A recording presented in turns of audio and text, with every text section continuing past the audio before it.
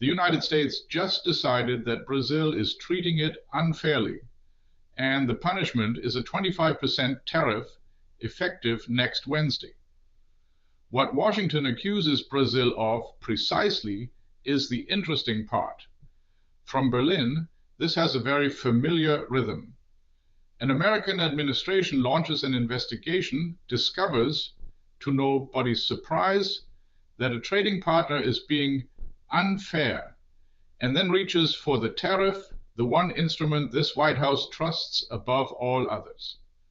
We in Europe have watched this play out often enough to recognize the choreography.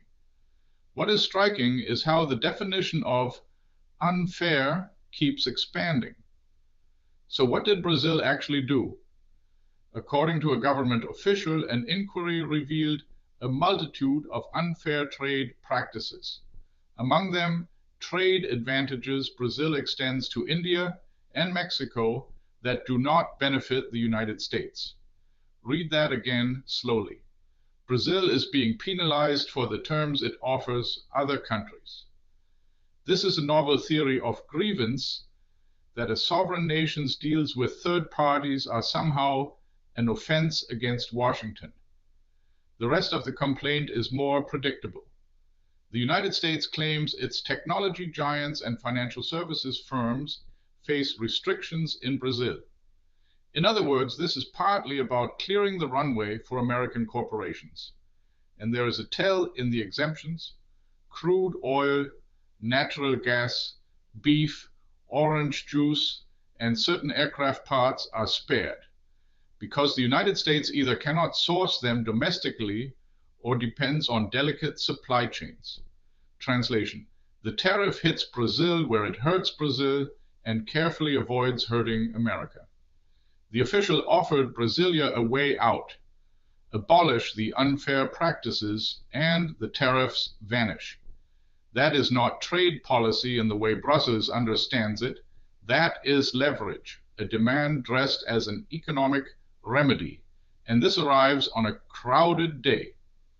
The same president has just reauthorized his immigration agency to resume traffic stops, overruling his own senior officials, who had paused the practice after agents shot and killed 2 drivers, 1 Colombian in Maine, 1 Mexican in Houston.